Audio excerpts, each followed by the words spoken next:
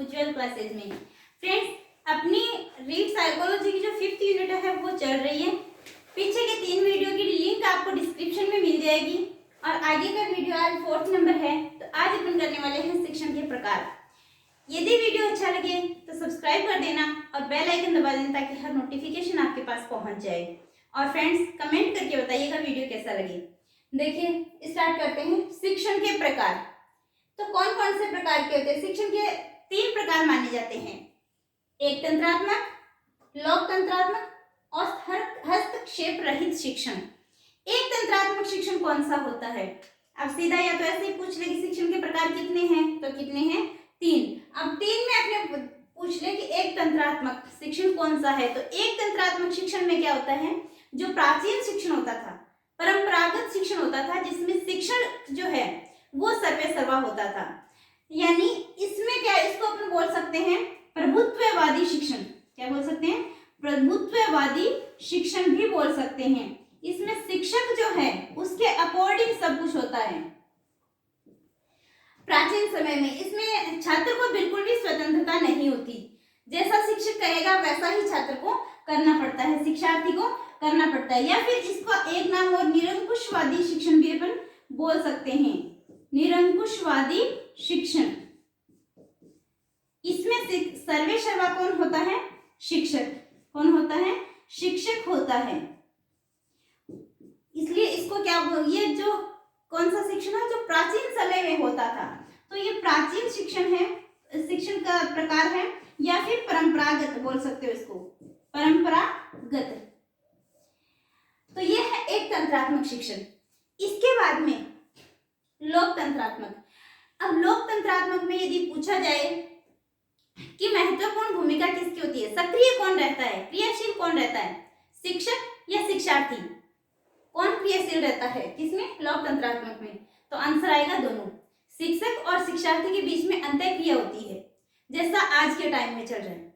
और इनकी इसमें शिक्षार्थी जो है वो शिक्षण का मुख्य केंद्र होता है, उसको ध्यान में रख के शिक्षण करवाया जाता है। तो इसमें क्या होते हैं? दोनों सर्वे सर्वा होते हैं, दोनों के बीच अंतःक्रिया होती है। तो इसको एक प्रजातंत्रात्मक शिक्षण भी आप बोल सकते हैं। प्रजातंत्रात्मक शिक्षण। इसमें मुख्य केंद्र कौन होता है? शिक्षार्थी। मुख्य शिक्षण का केंद्र कौन होता है? शिक्षार्थी होता है। और इसमें पाठ्यक्रम को लेकर के अंतःक्रिया होती है दोनों के बीच में। प्रश्न पूछने की स्वतंत्रता होती है। ये क्वेश्चन पूछा भी जा चुका है कि कौन सा शिक्षण में शिक्षार्थी को प्रश्न पूछने की स्वतंत्रता दी जाती है। तो इसमें, क्योंकि इसमें मधुर संबंध होंगे शिक्षक शिक्षार्थी के, दोनों सक्रिय रहेंगे, तो शिक्षार्थी को भी प्रश्न पूछने की पूर्ण स्वतंत्रता होगी। फिर है हस्तक्षेप रहित शिक्षण। इसमें सर्वे सर्वा कौन होगा? शिक्षार्थी होगा। यानी वो चाहे मतलब अब जैसे इसमें दूरस्थ शिक्षण पद्धति है वो आ जाती है, जैसे ऑनलाइन प्लेटफॉर्म है, इसमें क्या होता है? यही शिक्षण चल रहा है कि इसमें जैसे आप किसी टीचर से पढ़ रहे हो, अब उस टीचर का वीडियो यदि आपने बंद कर दिया तो टीचर आपको थोड़ी ना कहेगा कि नहीं और देखो। या फिर आप किसी टीचर्स का देख रहे हो और दूसरा टीचर, उस टीचर का आपने देख रहे हो, तो वो ये ऐसा नहीं कह सकता कि आप क्लास से बाहर जाओ, नहीं देख सकते। यानी इसमें अपनी मर्जी से शिक्षण करेगा। और इसमें सर्वे सर्वा कौन होगा? शिक्षार्थी होगा। इसमें सर्वे सर्वा कौन होगा? शिक्षार्थी सर्वे सर्वा होता है। तो तीनों आई थिंक आपको समझ में आ गए होंगे। एक बार फिर से देखिए, एक तंत्रात्मक, इसको बोल सकते हैं प्रभुत्ववादी शिक्षण। निरंकुशवादी शिक्षण, सर्वे सर्वा कौन होता है? शिक्षक। इसको ये प्राचीन और परंपरागत शिक्षण है। दूसरा है लोकतंत्रात्मक शिक्षण, जिसमें शिक्षक और शिक्षार्थी दोनों की भूमिका जो है सक्रिय होती है। इसको प्रजातंत्रात्मक शिक्षण भी बोल सकते हैं। इसमें शिक्षार्थी शिक्षण का मुख्य केंद्र होता है। इसमें सर्वे सर्वा नहीं होता है, शिक्षार्थी केंद्र होता है, यानी उसको ध्यान में रख के शिक्षण करवाया जाता है। फिर है हस्तक्षेप रहित शिक्षण। इसमें शिक्षार्थी जो है ये सर्वे सर्वा होता है, उसके अकॉर्डिंग होता है, स्वाध्याय करता है। दूरस्थ शिक्षा प्रणाली इसी में आती है। चलिए अब देखते हैं शिक्षण के चर कौन कौन से हैं। तो शिक्षण के चर यानी वेरिएबल ऑफ टीचिंग, ये भी 3 है। शिक्षण के प्रकार पूछे तो 3, शिक्षण के चर पूछे तो वो भी 3 है। 3 कौन कौन से हैं? पहला है स्वतंत्र चर, आश्रित चर और मध्यस्थ चर। आश्रित चर कौन सा होता है, स्वतंत्र कौन सा होता है? स्वतंत्र कौन होता है? शिक्षक। कौन होता है? शिक्षक जो है वो स्वतंत्र चर होता है, और शिक्षार्थी जो है वो आश्रित चर होता है। और मध्यस्थ चर कौन सा होता है? इन दोनों के बीच में किसको लेकर अंतःक्रिया होती है, वही क्या होता है? मध्यस्थ चर होता है। तो इन दोनों को किसको लेकर अंतःक्रिया होती है? पाठ्यक्रम को लेकर के अंतःक्रिया होती है। तो पाठ्यक्रम क्या हो जाएगा? मध्यस्थ चर हो जाएगा। शिक्षण विधियां इसमें आ जाएगी, शिक्षण विधियां भी मध्यस्थ चर हो जाएगा। कौन से शिक्षण विधियों से वो शिक्षण करवाता है, कौन सा पाठ्यक्रम वो यूज करता है, ये क्या किसमें आ जाएगी? मध्यस्थ चर। अब ये 3 चर हैं, अब इन चरों के कार्य देखते हैं।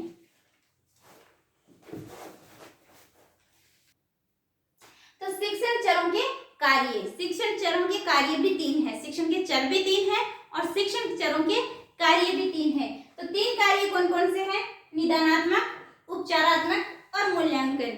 क्वेश्चन ऐसे पूछ लिया जाएगा, निदानात्मक कार्य शिक्षण के दौरान किया जाता है, शिक्षण से पहले या शिक्षण के उपरांत? तो कब किया जाता है? निदान, यानी सबसे पहले निदान किया जाता है। निदान का मतलब क्या होता है? निदान का मतलब होता है समस्या का कारण जानना, समस्या का कारण जानना, यही क्या है? निदान है। तो ये कब किया जाता है? ये किया जाता है शिक्षण के प्रारंभ में। कब किया जाता है? शिक्षण के प्रारंभ में किया जाता है निदानात्मक कार्य। उसके कारण को जाने बिना तो अपन उपचार कर ही नहीं सकते। शिक्षण जो समस्या है पहले उसके कारण को जानेंगे, फिर उसका उपचार करेंगे। तो क्या है? निदानात्मक कार्य कब किया जाता है? शिक्षण के प्रारंभ में किया जाता है और समस्या के कारण का पता लगाया जाता है। उपचारात्मक कार्य, उपचारात्मक में क्या होता है? उपचारात्मक में जो कारण है उसको दूर किया जाता है, यानी उसका उपचार किया जाता है। तो इसमें क्या किया जाता है? कारण को दूर किया जाता है। और ये कब किया जाता है उपचारात्मक कार्य? तो ये किया जाता है शिक्षण के दौरान। कब किया जाता है? शिक्षण के दौरान, यानी शिक्षण के बीच में ये कार्य किया जाता है। शिक्षण कराते वक्त उपचार करना चाहिए, शिक्षण जो समस्या है उसको दूर करना है। तो ये क्या कब किया जाता है? शिक्षण के दौरान या शिक्षण के बीच में बोल सकते हो, ठीक है। फिर हम मूल्यांकन। मूल्यांकन का मतलब क्या होता है? मूल्यांकन का मतलब ये पता लगाना कि कारण जो है, समस्या जो थी वो दूर हुई या नहीं हुई, समस्या का निदान जो उपचार हुआ या नहीं हुआ, व्यवहार में परिवर्तन आया या नहीं आया, व्यवहार में परिवर्तन आया या नहीं आया, इस बात का पता लगाना किसमें आएगा? परिवर्तन आया या नहीं, किसमें आएगा? मूल्यांकन में। अधिगम हुआ या नहीं, समस्या दूर हुई या नहीं, इसका पता लगाया जाता है मूल्यांकन में। तो मूल्यांकन कब किया जाता है? यह किया जाता है शिक्षण के अंत में, शिक्षण के अंत में। तो इस प्रकार से भी क्वेश्चन आ सकता है कि मूल्यांकन कार्य कब किया जाता है? शिक्षण के अंत में, उपचारात्मक शिक्षण के दौरान और निदानात्मक शिक्षण के कार्य प्रारंभ में। कब किया जाता है? शिक्षण के प्रारंभ में किया जाता है। और समस्या का कारण जाना जाता है किसमें? निदान करना, समस्या का कारण जानना, उपचार दूर करना और मूल्यांकन, व्यवहार में परिवर्तन हुआ या नहीं, अधिगम हुआ या नहीं, बच्चे के जो समस्या थी उसका उपचार हुआ या नहीं, इसका पता लगाया जाता है। अब अपन देखते हैं शिक्षण प्रक्रिया में मनोविज्ञान का क्या महत्व है। तो चलिए अब आगे देखिए, शिक्षण अधिगम प्रक्रिया में मनोविज्ञान का महत्व है। शिक्षण प्रक्रिया में मनोविज्ञान का क्या महत्व है? तो सबसे पहले है शिक्षण उद्देश्यों की प्राप्ति में सहायक है। मनोविज्ञान शिक्षण उद्देश्यों की प्राप्ति में सहायक है। अब मुझे एक बात बताइए कि शिक्षण उद्देश्यों का निर्धारण कौन करता है? शिक्षण उद्देश्यों का निर्धारण कौन करता है? मनोविज्ञान, शिक्षक या शिक्षार्थी? तीनों ही नहीं करते। उद्देश्य जो है वो प्राप्ति में सहायक है कौन? मनोविज्ञान। लेकिन शिक्षण उद्देश्यों का निर्धारण कौन करता है? शिक्षा दर्शन करता है। कौन करता है? शिक्षा दर्शन करता है इनका निर्धारण। अब देखिए शिक्षण का उद्देश्य। पहले क्या होता था कि शिक्षक क्लास में आया, शिक्षण उद्देश्यों का निर्धारण करके आया, यानी शिक्षा दर्शन जो है वो शिक्षण में उसका महत्व था। तो शिक्षण उद्देश्यों का निर्धारण करके आएगा क्लास में, आने के बाद में पढ़ाया और निकल लिया, क्योंकि शिक्षण में मनोविज्ञान जो है उसका समावेश नहीं था। लेकिन आज क्या है, शिक्षक आएगा क्लास में, शिक्षण उद्देश्यों का निर्धारण करके आएगा, उसके बाद में पढ़ाएगा, शिक्षण कार्य करवाएगा और उसके बाद में वो क्या करेगा, उसकी शिक्षण उद्देश्यों की प्राप्ति हुई है या नहीं इसका भी पता करेगा। शिक्षण उद्देश्यों की प्राप्ति हुई है या नहीं इसका भी वो क्या करेगा, पता करेगा। क्योंकि आज के शिक्षण में मनोविज्ञान का समावेश है, तो मनोविज्ञान उससे पूछती है कि भी प्राप्ति हुई है या नहीं, इसलिए उसको पहले पता करना पड़ता है। देखिए आज की तो शिक्षण पहले शिक्षा दर्शन का ज्ञान था, तो वो शिक्षण उद्देश्यों का निर्धारण करते थे, लेकिन ये नहीं पता करते थे कि प्राप्ति हुई है या नहीं। तो किसमें शिक्षण उद्देश्यों का निर्धारण कौन करेगा? शिक्षा दर्शन। और प्राप्ति में सहायक कौन है? शिक्षा मनोविज्ञान। फिर देखिए पाठ्यक्रम के निर्माण में सहायक। यस, पाठ्यक्रम किसको ध्यान में रख के बनाए जाते हैं? शिक्षार्थी को, पहले शिक्षक को ध्यान में रख के पाठ्यक्रम बनाया जाता था। और आज का पाठ्यक्रम कैसा है? लचीला है। कैसा है? लचीला है। लचीला का मतलब चाहे जो उसमें परिवर्तन कर सकते हैं, आवश्यकता अनुसार संशोधन किया जा सकता है। पहले पाठ्यक्रम जो है वो निर्धारित था बस, और शिक्षक को ध्यान में रख के बनाए जाते थे, शिक्षक खुद बनाता था। लेकिन आज का पाठ्यक्रम शिक्षार्थी को ध्यान में रख के बनाया जाता है, और आज का पाठ्यक्रम कैसा है? लचीला है। फिर देखिए समय सारणी के निर्माण में सहायक बिल्कुल है।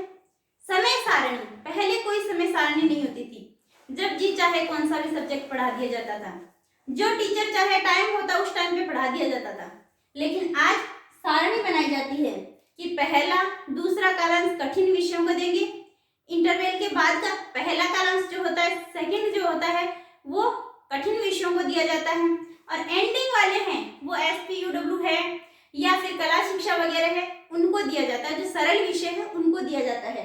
तो आज समय सारणी का निर्धारण किया जाता है। क्यों किया जाता है? क्योंकि आज शिक्षा मनोविज्ञान का समावेश हो गया है शिक्षण में, तो समय सारणी के निर्माण में भी सहायक है। फिर पाठ्य सहगामी क्रियाओं पर विशेष बल। शिक्षा मनोविज्ञान पाठ्य सहगामी क्रियाओं पर, क्योंकि शिक्षा मनोविज्ञान क्या कहता है कि बच्चे का संपूर्ण विकास होना चाहिए, ना कि उसको एग्जाम पास करवानी है, उसका पूरा जीवन उपयोगी शिक्षा दीजिए। तो कौन सी क्रियाएं? को करिकुलम एक्टिविटी जो है वो बच्चे को करवानी है। उसे जो जैसे कला शिक्षा है उसकी शिक्षा दीजिए, उसे ड्राइंग सिखाइए, उसे संगीत की शिक्षा दीजिए, यानी सारी जो एक्टिविटी है वो इसको करवानी है। और किसने बल दिया है? शिक्षा मनोविज्ञान ने। फिर है विद्यालय वातावरण को उपयुक्त बनाने में सहायक है। पहले बच्चा जो है वो जानता ही नहीं था कि लाइब्रेरी होती क्या है, स्कूल में लाइब्रेरी होती है कि नहीं होती। लेकिन आज के विद्यालय में उपयुक्त वातावरण यानी लाइब्रेरी की व्यवस्था भी होनी चाहिए, अच्छी बैठने की व्यवस्था होनी चाहिए, फैन वगैरह, यानी बच्चा जो अधिगम कर रहा है उसके लिए उपयुक्त वातावरण होना जरूरी है। वहाँ के शिक्षक जो है उसको शिक्षण विधियों का ज्ञान होना चाहिए, मनोविज्ञान का ज्ञान होना चाहिए। तो इसके लिए उपयुक्त वातावरण पर किसने जोर दिया? शिक्षा मनोविज्ञान ने। फिर देखिए विद्यार्थी या बालक शिक्षक संबंध। शिक्षक और शिक्षार्थी के संबंध आज मधुर संबंध स्थापित होते हैं, और पहले शिक्षक जो है सर्वे सर्वा हुआ करता था। पहले एक तंत्रात्मक शिक्षण था, इसलिए इनके बीच में मधुर संबंध नहीं होते थे। आज भी मुझे याद है कि जब मैं 6th क्लास में गई थी उस टाइम पे ऐसे होता था कि एक टीचर था स्कूल में, हालांकि उस टीचर की गलती नहीं है क्योंकि उस टाइम पे शिक्षा मनोविज्ञान का समावेश नहीं था, तो वो एक इतनी जोर से डांट लगा देता कि पूरी स्कूल चुप हो जाती थी। उन उनकी डांट सुन के। क्यों? क्योंकि उस टाइम पे मधुर संबंध नहीं थे शिक्षक शिक्षार्थी में। आज डांट लगा ही नहीं सकता, प्यार से समझाओ बच्चे को, एकदम उनके बीच में अच्छे संबंध होते हैं। तो ये किसकी वजह से हुआ? ये भी शिक्षा मनोविज्ञान की वजह से हुआ। फिर है असामान्य बालकों में सुधार। बिल्कुल, असामान्य बालक जो होते हैं पहले उन पे ध्यान ही नहीं दिया जाता था, बस टीचर आया पढ़ाया और चला गया। लेकिन आज जो है वो असामान्य बालकों पर भी ध्यान दिया जाता है। उनको जो एक बच्चा है क्लास में, वो यदि शिक्षण नहीं कर पाया है, उद्गम नहीं कर पाया है, तो उसको भी अधिगम करवाना शिक्षक की जिम्मेदारी है, उसमें भी सुधार करना जरूरी है। तो ये भी किसने बताया है? शिक्षा मनोविज्ञान ने। व्यक्तित्व का संपूर्ण विकास। बिल्कुल, व्यक्तित्व का संपूर्ण विकास होना चाहिए, जीवनोपयोगी शिक्षा उसको देनी चाहिए, यानी उसे ऐसी शिक्षा दीजिए जो पूरे जीवन में काम आए, ना कि परीक्षा तक सीमित हो। तो व्यक्तित्व का संपूर्ण विकास, ये भी किसने बताया है? मनोविज्ञान ने। तो एक बार फिर से देख लीजिए, शिक्षण उद्देश्यों की प्राप्ति में सहायक है कौन? शिक्षा मनोविज्ञान। और निर्धारण कौन करता है शिक्षण उद्देश्यों का? शिक्षा दर्शन। पाठ्यक्रम के निर्माण में सहायक है, क्योंकि पहले कैसा होता था? कठोर पाठ्यक्रम था, आज लचीला है। शिक्षण सारणी के निर्माण में सहायक है, पहले समय सारणी नहीं बनाई जाती थी और आज समय सारणी बनाई जाती है। पाठ्य सहगामी क्रियाओं पर विशेष बल देता है कौन? शिक्षा मनोविज्ञान। विद्यालय वातावरण को उपयुक्त बनाने में सहायक है। शिक्षक और शिक्षार्थी के बीच में अच्छे मधुर संबंध स्थापित होते हैं। असामान्य बालकों में सुधार पर जोर देता है और व्यक्तित्व का संपूर्ण विकास करवाता है। तो आज अपन ने देखे, एक तो शिक्षण के प्रकार, 3 प्रकार होते हैं, 3 ही शिक्षण के चर होते हैं और 3 ही चरों के कार्य होते हैं। और शिक्षण अधिगम प्रक्रिया में शिक्षण मनोविज्ञान का महत्व है। Thank you friends. यदि वीडियो अच्छा लगा है तो कमेंट करके बताइएगा और चैनल को सब्सक्राइब कर दीजिएगा, लाइक कर दीजिएगा, शेयर कर दीजिएगा, बेल आइकन दबा दीजिएगा ताकि हर नोटिफिकेशन आपके पास में पहुंच जाए। थैंक यू फ्रेंड्स, मिलते हैं नेक्स्ट वीडियो में।